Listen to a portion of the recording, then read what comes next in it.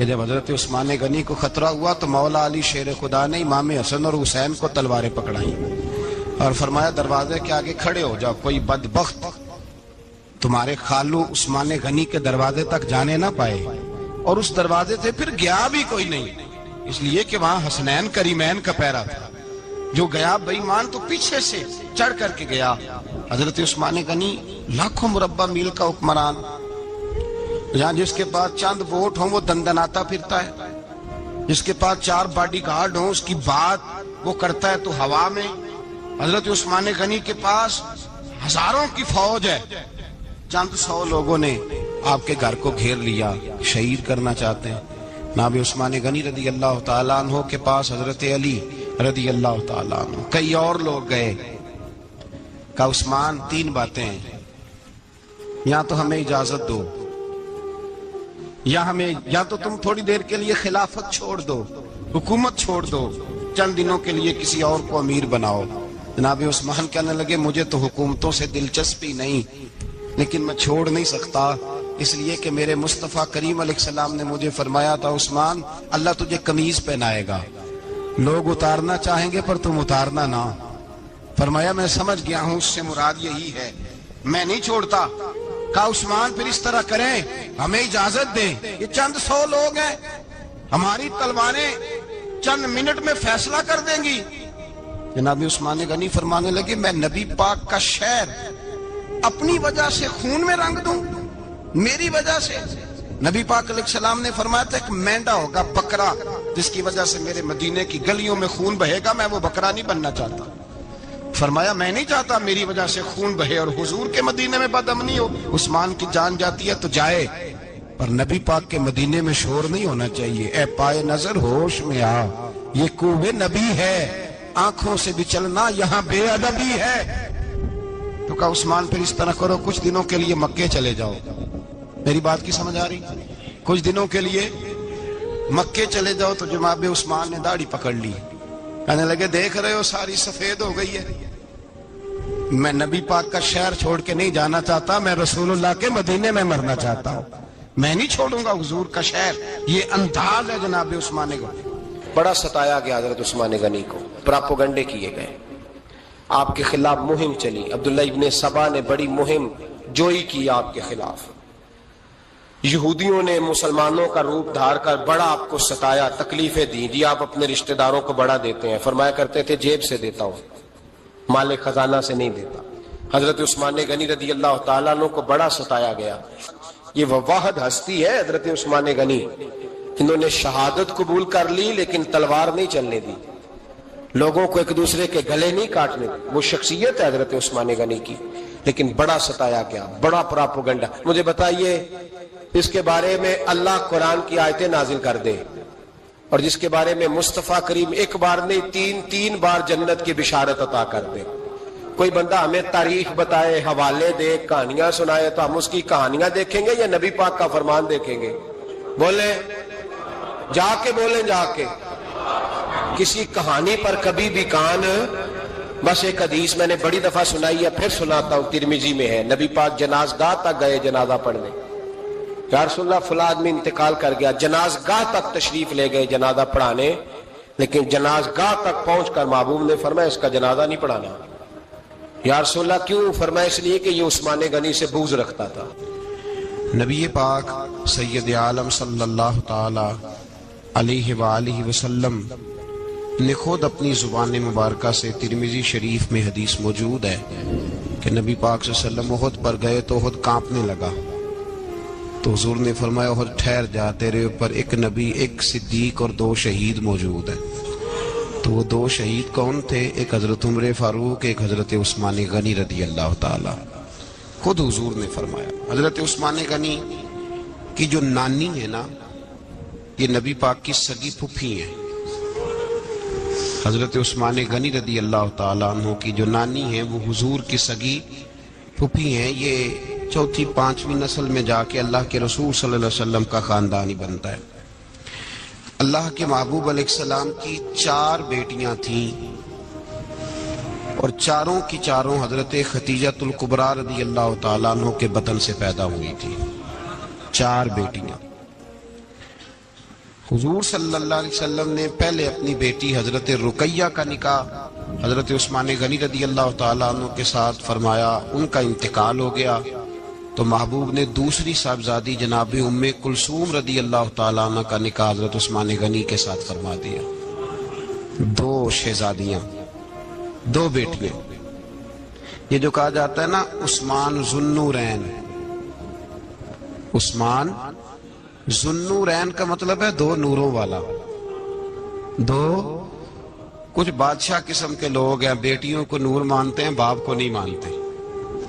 نبی پاک کی دونوں بیٹیوں کو نور مانتے ہیں، لیکن ان کے والد نبی پاک صلی اللہ علیہ وسلم کے بارے میں باتیں گول کر جاتے ہیں۔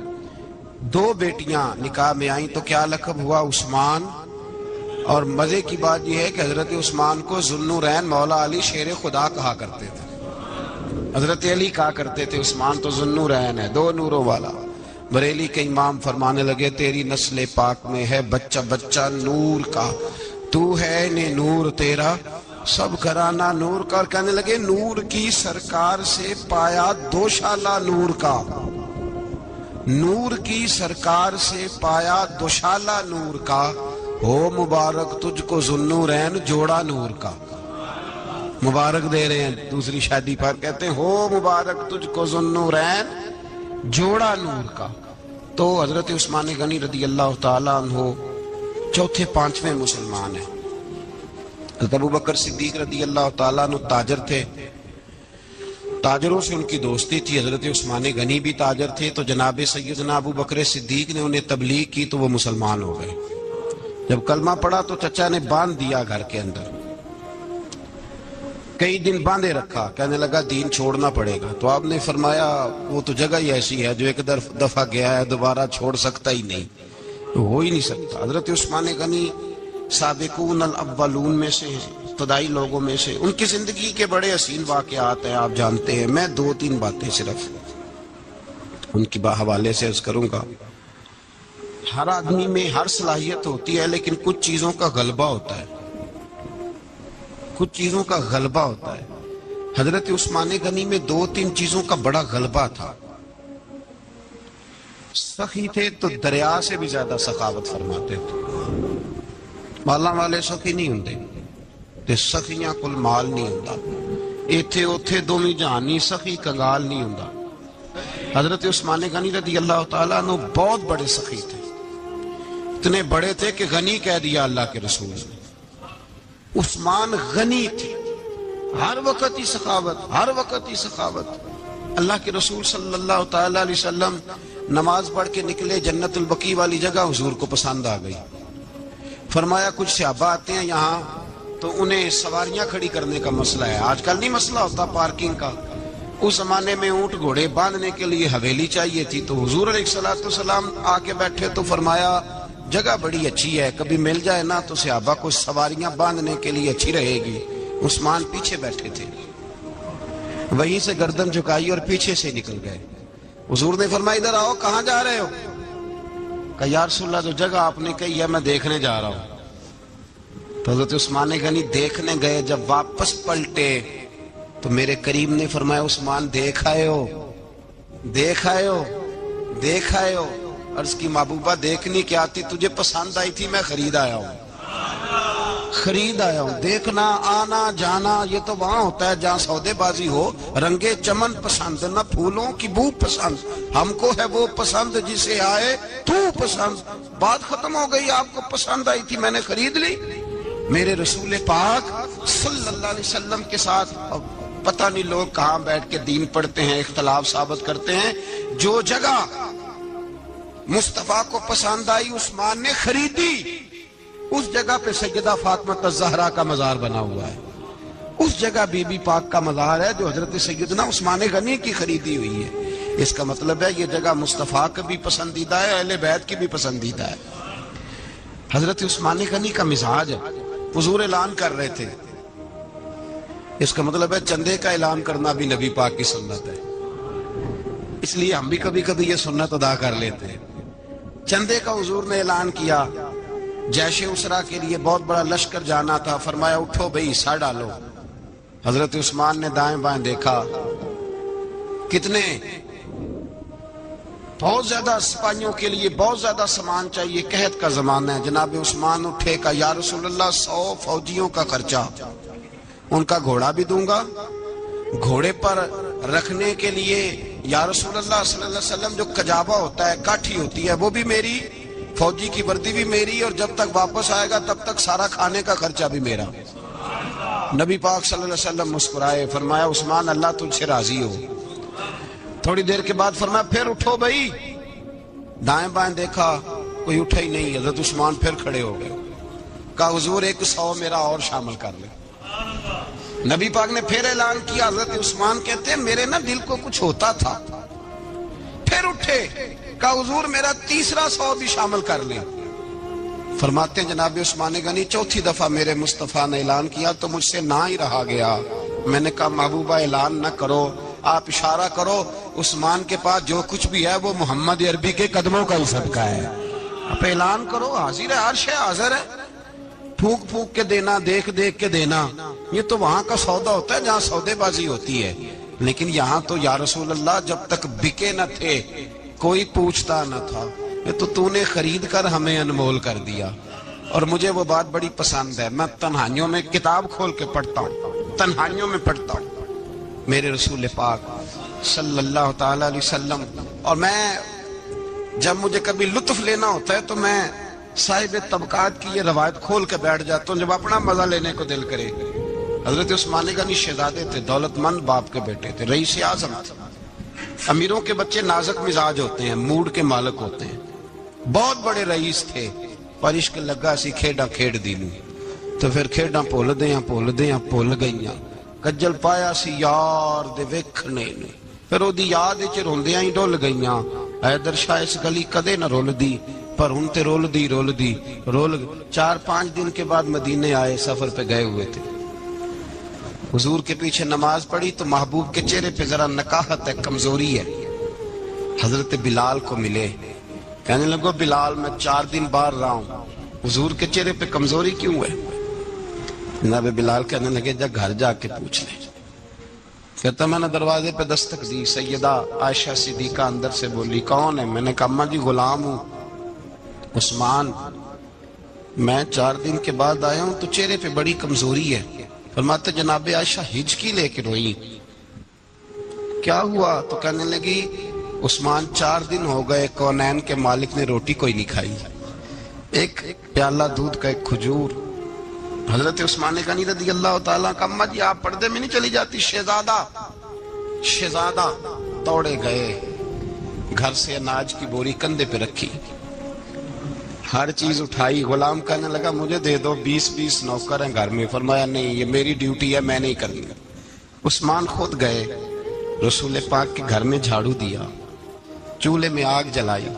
حضرت عائشہ کہتی ہے میں پردے کے پیچھے سے دیکھ رہی تھی، جب عثمان پھونکے مارتے تھے تو داڑھی سے دھواں نکلتا تھا، پر عثمان جس نے پانی کا پیالہ بھی خود نے پیا تھا اس نے سالن پکایا، پھر روٹیاں پکائیں تو ہاتھ جلے، کھانا پکا کے اور دسترخوان لگا کے مسجد میں حاضر ہوئے، کہا محبوبہ اگر مہربانی کریں تو گھر نہیں آتے؟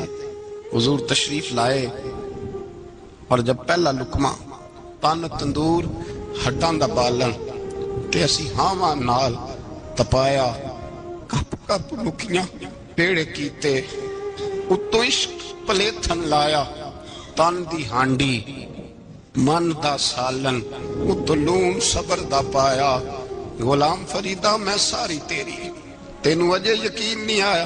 کہا محبوب یہاں بیٹھے تو صحیح، یہاں بیٹھے تو صحیح۔ حضور تشریف فرما ہوئے، اور پہلا لقمہ جب نبی پاک نے منہ میں رکھا تو عثمان تڑپ کے روئے، 600 دینار نیچے رکھے، یا رسول اللہ میں نے دولت کو آگ تو نہیں لگانی اگر تیرے کام نہ آئے۔ حضور کس کام کی یہ جائیدادیں، کس کام کی؟ اگر آپ کے گھر میں 4 دن کھانا نہ پکے۔ حضرت عائشہ صدیقہ فرماتی ہیں عثمان تو چلے گئے، یہ کہہ کے تو میرے مصطفیٰ نے پھر ہاتھ اٹھائے اور ایسی دعا دی کہ میں تڑپ اٹھی، میں رونے لگی۔ حضور نے جھولی اٹھا کے کہا اے اللہ میں عثمان سے راضی ہوں، تو بھی میرے عثمان سے راضی ہو جا، اے اللہ میں راضی ہوں تو بھی راضی ہو جا۔ اور بھائی یہ درد، یہ ذوق، یہ مزاج، یہ انداز یہ حضرت عثمان غنی کو اللہ نے عطا فرمایا. آپ آج لوگ اعتراض کرتے ہیں ہم پہ، کہتے ہیں تم پہلے مدینے بعد میں مکے، زیادہ دن مدینے تھوڑے دن، یہ کیا انداز ہے تمہارا؟ سنو، حدیبیہ جس کا ذکر قرآن مجید نے کیا، ید اللہ فوق ایدیہم، پڑھو نا گھر میں جا کے قرآن مجید. حضرت عثمان غنی رضی اللہ تعالیٰ عنہ ساتھ تھے جب نبی پاک صلی اللہ علیہ وسلم 1400 صحابہ کو لے کے عمرے کی نیت سے نکلے. حدیبیہ کی مقام پر کافروں نے روک لیا، کہا عمرہ نہیں کرنے دیں گے. حضرت سیدنا عثمان غنی کو نبی پاک نے سفیر بنا کے بھیجا. جناب عثمان غنی کئی سالوں کے مکے سے بچھڑے تھے، سامنے کعبہ نظر آیا، احرام بندھا ہوا ہے.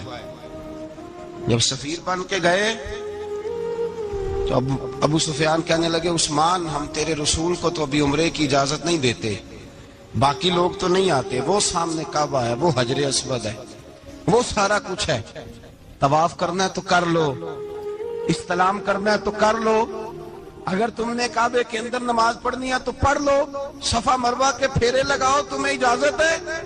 نبی عثمان غنی فرمانے لگے قسم ہے رسول کی زلفوں کی، جب تک میرے مصطفیٰ طواف نہیں کریں گے عثمان بھی کوئی نہیں کرے گا. عثمان بھی وہ کون سا طواف ہے جس میں طواف اور مدینے والا نہ ہو؟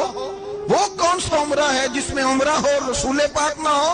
وہ کون سا حج ہے جس میں حج ہو اور امام الانبیاء نہ ہو؟ بریلی کے امام بول پڑے، فرمانے لگے حاجیوں آؤ، شہنشاہ کا روضہ دیکھو، کعبہ تو دیکھ چکے، اب کعبے کا بھی کعبہ دیکھو. اور فرمانے لگے غور سے سن تو رضا، کعبے سے بھی آتی ہے صدا، میری آنکھوں سے میرے پیارے کا روضہ دیکھو.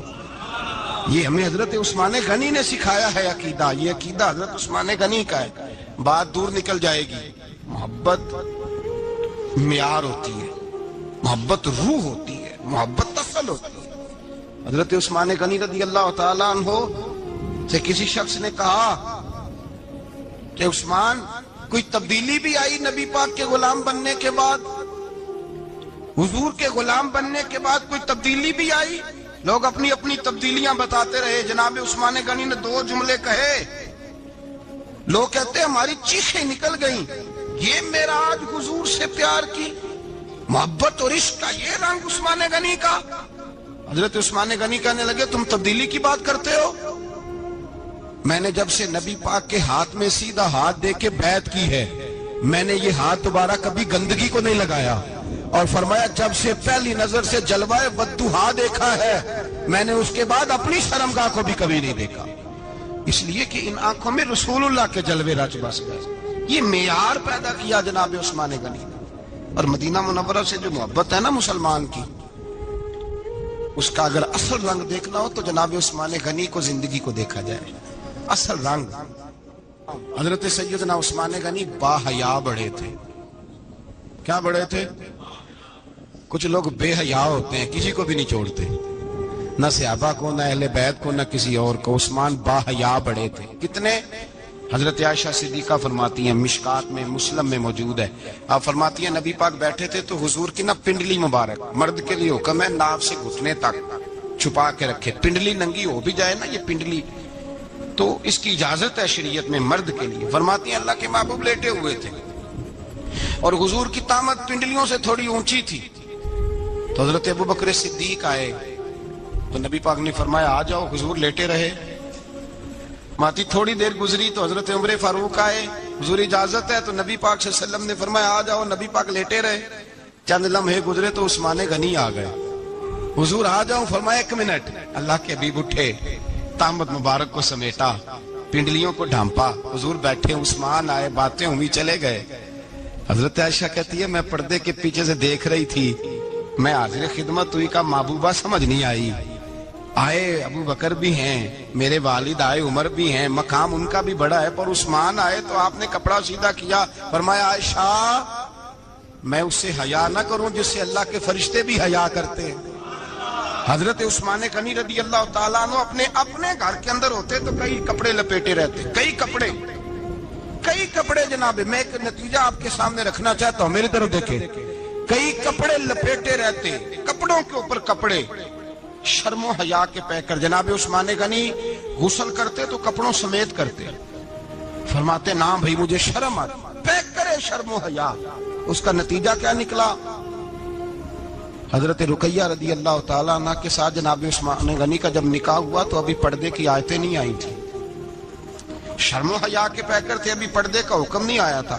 صحابہ بے دریغ آتے جاتے تھے ایک دوسرے کے گھروں میں. اللہ کے محبوب علیہ السلام نے گوشت پکایا تو فرمایا حضرت اسامہ بن زید کو جاؤ عثمان کو بھی دے آؤ.